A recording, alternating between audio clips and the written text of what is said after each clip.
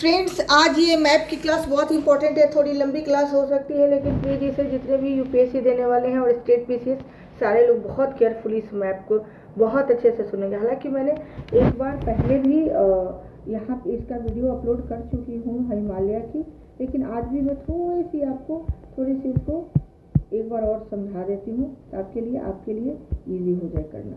सबसे पहले हम देखते हैं कि ये जो जगह है, यहाँ से अगर हम जगह लेते हैं दिस वन, ये जो जगह है ये पामीर नोट है और यहाँ से 3 श्रेणियाँ निकलती हैं जो अलग अलग दिशाओं में जाती हैं। सबसे पहले देखते हैं कि यहाँ से पहली श्रेणी जो निकलती है ये चाइना में जाती है, जिसे हम क्यूनलुन श्रेणी कहते हैं, क्यूनलुन रेंज कहते हैं। ठीक है, दूसरी जाती हो यहाँ पे पाकिस्तान में चली जाती है, जिसे कहते हैं हम हिंदू कुश। और तीसरी कराकोरम जो इंडिया में आती है। और सबसे बड़ी ध्यान रखने वाली बात है कि जब भी आपसे यूपीएससी में क्वेश्चन पूछा जाता है तो कभी क्वेश्चन डायरेक्ट आजकल नहीं होते हैं। बहुत ही ऐसा लगता है कि जहाँ से आप किसी क्वेश्चन को अटैम्प्ट लेना बंद करते हैं वहाँ से उनका दिमाग शुरू होता है, जो भी क्वेश्चन सेटर होते हैं। इसलिए कभी भी अपने दिमाग को कभी भी बंद मत होने दीजिए कि हाँ ये क्वेश्चन मेरे से नहीं होने वाला। ठीक है, ध्यान रखिए कि जब भी हम हिमालय रेंज की बात करते हैं तो 2-3 चीज़ें आती हैं। एक होती है हिमालयन रेंज, एक होती है trans Himalayan range. Trans Himalayan range वो है जिसमें 3 हिमालयन रेंज, इसमें कौन कौन सी श्रेणी आती है? कराकोरम, लद्दाख एंड जास्कर। ठीक है, यूपीएससी का कोई शॉर्टकट नहीं है, आप सबको पता है। और दूसरी 3 श्रेणियाँ आती है वो हिमालय श्रेणी होती है। कौन सी? ग्रेट हिमालय श्रेणी करीब 2500 किलोमीटर इसकी क्या है, इसकी लेंथ है। ठीक है, ये यहाँ से शुरू होती है कश्मीर से, जो कि ये मान सकते हैं पाकिस्तान से कहेंगे क्योंकि ये पाक ऑक्युपाइड कश्मीर है। और यहाँ से शुरू होकर ये नामचा बरवा तक ये साउथ साइड तक जाती है, जो कि अरुणाचल प्रदेश में है। और यहाँ जाके हालांकि एक बेंड बनाती है यहाँ पे, ठीक है, बेंड बनाती है। तो ये पहली है जो कि ग्रेट हिमालय है, जिसकी इसकी एवरेज हाइट है वो 6000 मीटर यानी 6 किलोमीटर है। एवरेज हाइट की बात करें। और वर्ल्ड की मोस्टली जितने भी हाइट, सबसे हाईएस्ट जितने पिक्स हैं वो इसी श्रेणी में आते हैं, जैसे माउंट एवरेस्ट सबसे पहले, कंचनजंगा, ठीक है, मकालू, अन्नपूर्णा, ये सब यहाँ पे है। ये पूछा जाता है अक्सर। नेपाल को अच्छे से पढ़ के इस बार जाएंगे क्योंकि नेपाल से क्वेश्चन आने वाला है। नेपाल और बांग्लादेश से क्वेश्चन आने वाला है। नेपाल से हालांकि यूपीएससी में क्वेश्चन पूछा जाता है, स्टेट पीसीएस में भी पूछा जाता है। तो अब ये है, ये जो आता है यहाँ से ये चला आया है बिल्कुल ये, और ग्रेट हिमालय। अब आते हैं लेसर हिमालय, जिसे हम मिडिल हिमालय या हिमाचल हिमालय कहते हैं। ये हिमालय जो है इसकी भी हाइट लगभग एवरेज हाइट वही है, लेकिन इसमें क्या है कि ये 2 श्रेणियों से बनती है। पहले यहाँ पीर पंजाल जो पाक ऑक्युपाइड कश्मीर से निकलती है, और दूसरा यहाँ आने के बाद हिमाचल में निकलती है आपको धौलाधर, और दोनों मिल के ये बनाते हैं मिडिल हिमालय या लेसर हिमालय। और बहुत सारी खूबसूरत जो पर्वत श्रेणियाँ हैं इसी के अंतर्गत हैं। अगर आप कमेंट करके ये बोलते हैं कि मैं आपको बोर्ड पे कराऊँ, तो और जितनी भी आपको इन्वायरमेंटल की चीज़ें हैं मैं तुरंत आपको हो सकता है 10-15 दिन में सारी चीज़ें करा दूँ। बस आप कमेंट करके मुझे बताइए कि ये क्या होता है कि मिडिल हिमालय 2 श्रेणियों से मिलकर बनता है। यहाँ पीर पंजाल है जो कि पाक ऑक्युपाइड कश्मीर से निकलता है, यानी कहने का मतलब यहाँ से निकलता है, एक तरह से यहाँ से ये जो आप एरिया देख रहे हैं ये पीओके का एरिया यहाँ से निकलता है। और दूसरा जो निकलता है वो निकलता है आपको यहाँ पे हिमाचल से, और दोनों मिलके बनाते हैं लेसर हिमालय, जो आगे भी बिल्कुल यहाँ तक चला जाता है। ये देखिए लेसर हिमालय यहाँ तक आ गया। तो लेसर हिमालय में जैसे मसूरी है, दार्जिलिंग है, ये सारी जो है जितने भी ऐसे वो है वैलीज हैं वो लेसर हिमालय। तीसरा होता है शिवालिक हिमालय को आउटर हिमालय भी कहते हैं। ठीक है, तो शिवालिक हिमालय की एवरेज हाइट कम है, बहुत कम है, और ये सबसे साउथ साइड में, क्योंकि इसके बाद आपको ग्रेट प्लेन शुरू होता है। ग्रेट प्लेन किसे कहते हैं आप सबको पता है,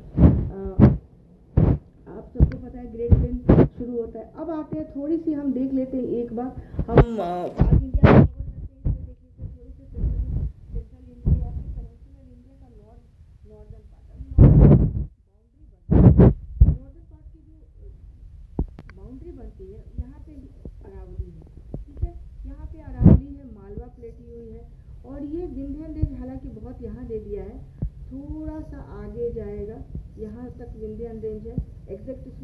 बनाया गया है।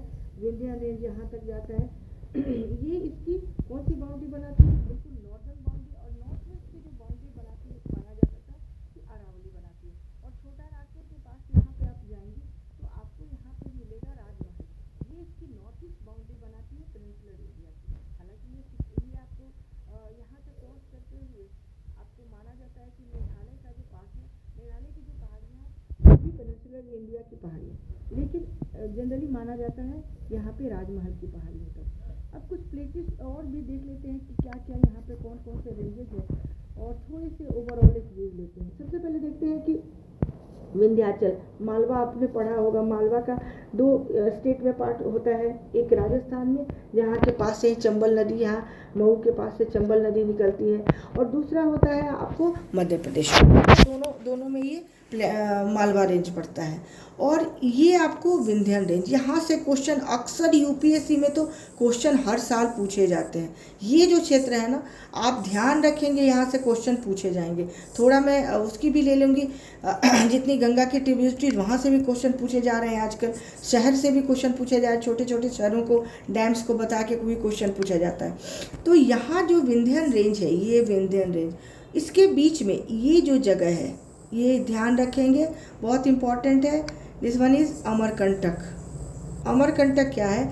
एक आपको ये कह सकते हैं, अरे जैसे कहते हैं ना, बिल्कुल ऐसे बाहर के साइड में इसकी ऊपर बीच में हाइट बहुत ज़्यादा है, और सारे साइड में सेंट्रल पार्ट के अलावा पूरे साइड में नीचे होते चला गया है। ठीक है, तो इसकी जो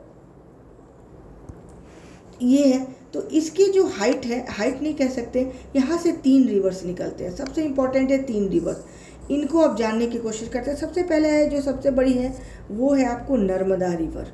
नर्मदा, आपको पता है कि नर्मदा जो है यहाँ पे, ये वेस्ट साइड की नदी है, वेस्ट साइड, क्योंकि जो पेनिनसुलर इंडिया है वो टिल्टेड है टुवर्ड्स इधर टिल्टेड है, इसलिए मोस्टली नदियाँ आप जब देखेंगे गोंडवाना लैंड का नॉर्थ ईस्ट, ये डिस्टेड होके जब यहाँ गया तो ये टिल्टेड हो गया, और टिल्टेड होके इसीलिए जब आप सह्याद्री या फिर वेस्टर्न घाट की देखते हैं तो वेस्टर्न घाट की हाइट बहुत ज़्यादा है, और वेस्टर्न घाट कंटिन्यूअस है, यहाँ तापी के पास से शुरू होके और वेस्टर्न घाट कन्याकुमारी तक है, कंटिन्यूअस ऑलमोस्ट। 2 यहाँ पे आपको घाट मिलेंगे, घाट का मतलब पासेज मिलेंगे। ठीक है, एक महाराष्ट्र में होता है भोर घाट, और एक पाल घाट जो कि केरल में है। ठीक है, लगभग 32 किलोमीटर्स की ये एक चौड़ी।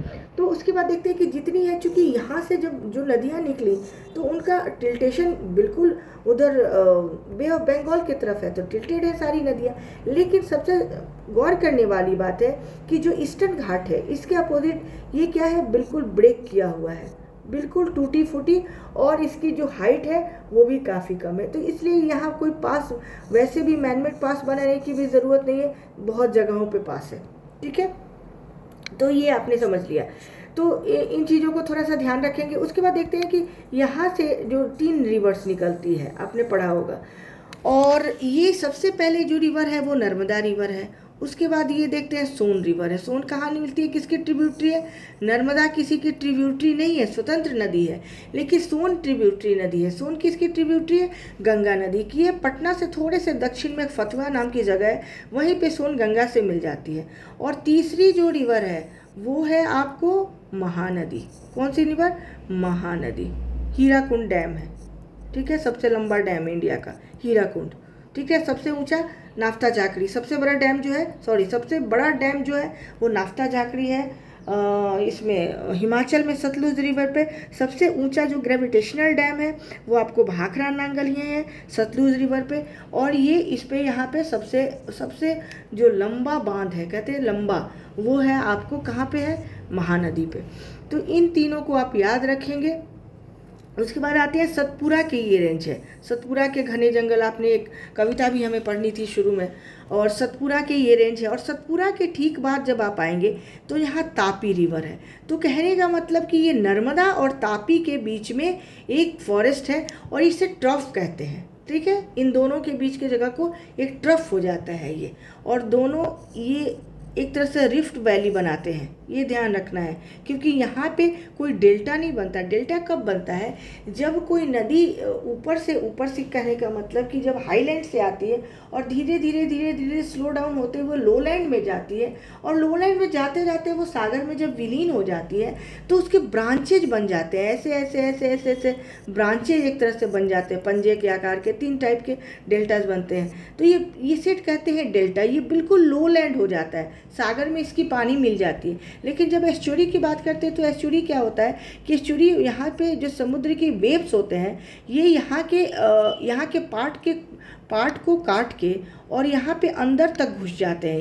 यहाँ ऐसे देखेंगे आप, यहाँ पे क्या है कि जो रिवर है, जैसे बे ऑफ बंगाल में जितनी रिवर्स जाती है वो समुद्र के अंदर तक घुस जाती है। और क्या होता है कि जब रिवर समुद्र के पास जाती है, लोलैंड हो जाता है, जैसे वेस्ट ऑफ बंगाल में देखते हैं, तो क्या होती है कि रिवर कई भागों में ये बट जाती है। ठीक है, क्यों बट जाती है? क्योंकि आपने कहीं देखा होगा कि कोई रिवर है जिसकी कहीं हाइट बिल्कुल डेप्थ कम हो जाती है, तो वहाँ देखे होगा छोटे छोटे आपको एक टापू नुमा जगह दिखती है आपको।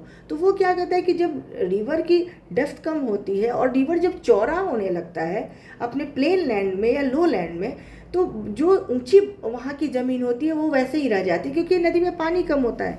तो ऐसे ही यहाँ पे क्या होता है, डेल्टा बन जाता है। लेकिन यहाँ कंडीशन बिल्कुल उल्टी है। यहाँ जो रिवर नहीं, ये ओशन के जो सी के वेव्स हैं, ये इनको हमेशा आते रहते हैं टाइड्स। यहाँ पे वैसे भी खंबात की खाड़ी में बहुत ज़्यादा टाइड्स आते हैं। तो यहाँ क्या होता है कि ये खाड़ी जो वेव्स हैं वो यहाँ के रॉक्स को काट के अंदर तक चले जाते हैं। ठीक है, क्योंकि हाई लैंड है ये थोड़ा, और रॉक्स को काट के अंदर चले जाते हैं, तब ये रिवर यहाँ से निकलती है।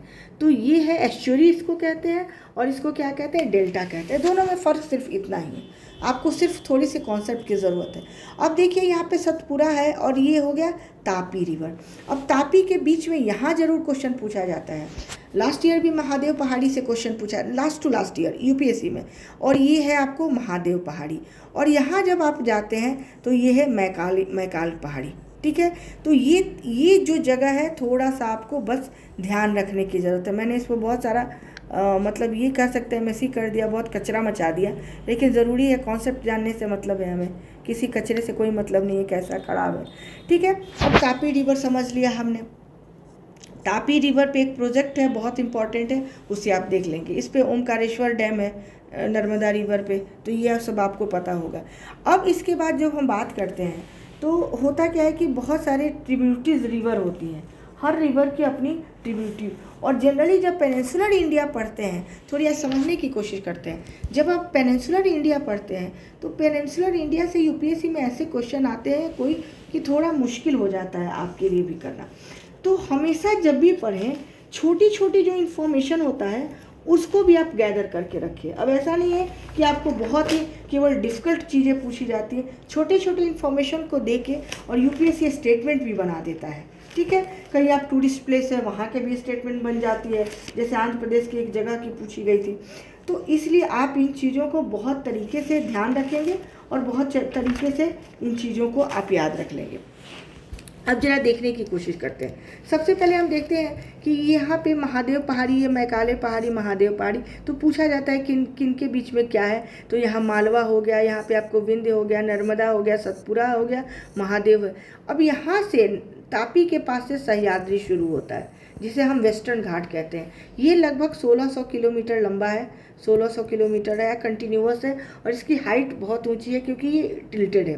ठीक है, और यहाँ से ये कन्याकुमारी तक जाती है। और इसमें सबसे बहुत ही जितने भी अच्छे जगह आपके घूमने को मिलते हैं, वो बहुत सारे घूमने के जगह ये टूरिस्ट स्पॉट इस जगह पे मिलते हैं। महाराष्ट्र हो, अब किन किन ये राज्यों में है, सबसे पहले गुजरात हो गया, सबसे पहले गुजरात में होता है, भले कम पार्ट हो लेकिन गुजरात में है। महाराष्ट्र हो गया, उसके बाद आपको गोवा हो जाता है, कर्नाटक, केरल, और थोड़ा बहुत तमिलनाडु। तमिलनाडु क्यों लेते हैं? क्योंकि आपको पता है कि नीलगिरी जो है, अगर जैसे ये सह्याद्री जाते हैं, नीलगिरी है यहाँ, ये नीलगिरी है। अब नीलगिरी में क्या होता है, नीलगिरी एक नॉट बन जाता है, या ये कह सकते हैं कि मीटिंग पॉइंट बनता है। कैसे? यहाँ से ईस्टर्न घाट आती है और यहाँ से वेस्टर्न घाट जो कि कंटिन्यूअस है, ये टूटी फूटी है, ठीक है, काफ़ी ब्रेक है काफ़ी जगहों पे और हाइट भी काफ़ी कम है। यहाँ पे दोनों मिल जाते हैं और इस पॉइंट को कहते हैं नीलगिरी माउंटेन, ठीक है। तो ध्यान रखना है इसको, नीलगिरी बायो रिजर्व इंडिया का पहला बायो रिजर्व है, ठीक है, ये भी ध्यान रखना है। तो नीलगिरी है, दोनों का मीटिंग पॉइंट है। अब जब आप नीलगिरी से थोड़ा सा, जैसे मैंने यहाँ नीलगिरी बताया, नीलगिरी से थोड़ा सा साउथ जाते तो एक और पॉइंट है, यहाँ तीन यहाँ पे पहाड़ियाँ जाती हैं। ये है पालनी की पहाड़ियाँ, पालनी, ठीक है। ये है आपको अन्नामलाई की पहाड़ी, सॉरी, ये अन्नामलाई है, जहाँ की सबसे हाईएस्ट पीक है साउथ की अन्नाईमुड्डी। आपको याद होगा अन्नाईमुड्डी की जो हाइट है वो ये आपको लगभग यही है 2696, ठीक है, मीटर। तो सबसे हाईएस्ट पॉइंट है और नीलगिरी की हाईएस्ट पॉइंट आप सब बताएंगे, ठीक है। दोदा बेटा है, मैं आपको अभी भी बता देती हूँ। तो यहाँ जब नीलगिरी से साउथ में जाते हैं तो यहाँ एक पॉइंट है, ठीक है। इस पॉइंट पे तीन पहाड़ियाँ, एक ये पालनी की पहाड़ियाँ जाती हैं इधर ईस्ट साइड के तरफ, नॉर्थ ईस्ट साइड के तरफ, ऊपर अन्नामलाई की पहाड़ी है और तीसरे कार्डेमम की पहाड़ी है। कार्डेमम की पहाड़ियाँ इज़ फेमस फॉर, जो केरल में है, मोस्टली केरल में है, वो फेमस फॉर स्पाइसेस। जितने अभी आपको स्पाइसेस मिलते हैं, ब्लैक पेपर मिलते हैं, स्पाइसेस मोस्टली मिलते हैं, वो आपको इधर इसी एरिया में मिलते हैं। ये स्पाइसेस के लिए सबसे फेमस है। तो सबसे साउथ में कहाँ पे? कार्डेमम हिल है, ध्यान रखेंगे, ठीक है। अब देखते हैं कि जो वो लेते हैं, सॉरी एक मिनट, हाँ, अब आते हैं यहाँ पे थोड़ी सी और चीज़ों को हम देखने की कोशिश करते हैं। अब थोड़ी सी हम देखते हैं, ये सतमाला हिल है, ठीक है। गोदावरी कहाँ से निकलती है? सबसे पहले हम देखते हैं, एक मिनट, गोदावरी कहाँ से निकलती है? गोदावरी की जो पहाड़ियाँ हैं,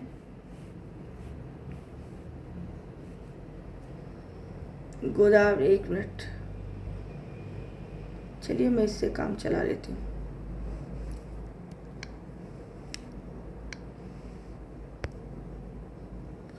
तो जो गोदावरी की पहाड़ियाँ हैं, आप गोदावरी की पहाड़ियाँ नहीं, नदी, ये कहाँ से निकलते हैं? ये आपको यहीं से, आपको नासिक त्र्यंबकेश्वर से यहाँ से निकलती है, ठीक है। और यहाँ से त्र्यंबकेश्वर से निकलते हुए लगभग ये 1665 किलोमीटर के आसपास इसका लगभग, हाँ लगभग इतना है, शायद इतने किलोमीटर इसकी लेंथ है। यहाँ ये डेल्टा बनाती है और इसको आपको करना क्या है कि जितनी इसकी रिवर्स की, ये एरो देने का मतलब कि रिवर की फ्लो की डायरेक्शन शो करता है। अब इसकी जो इम्पोर्टेंट जितने ट्रिब्यूटरीज हैं उनको आप यहाँ ऐसे एरो करके, तीन ट्रिब्यूटरीज यहाँ पे आपको लेफ़्ट की, सॉरी राइट की है और बाकी लेफ़्ट की है। अब इसके जो डैम्स हैं वो मैं कराऊंगी नेक्स्ट क्लास में, क्योंकि वीडियो बहुत लंबा ना हो जाए। उसके बाद देखते हैं कि उसके बाद कृष्णा रिवर। अब कृष्णा रिवर पे एक अक्सर क्वेश्चन पूछा जाता है कि कृष्णा रिवर की जो डैम है उसे कहते हैं नागार्जुन सागर डैम। अब इसको याद रखने का एक बहुत अच्छा ट्रिक है आपके पास। नागार्जुन, कृष्ण क्या थे? नाग पे, नाग से सैया पे सोते थे, ठीक है। तो कृष्ण से नागार्जुन से ये आपको आसानी होगी इसे याद करने पे। देखिए मेरे साथ थोड़ी सी समस्या ये होती है कि जब भी मैं यहाँ से, देखिए, तो ठीक है, अब मैं थोड़ी और लेती हूँ, दो चार और मैप लेती हूँ आपके लिए और मैं कोशिश करती हूँ यहाँ से। अब नेक्स्ट वीडियो बनाऊँगी, उसमें मैं अपलोड करूँगी। तब तक के लिए ठीक है, थैंक यू।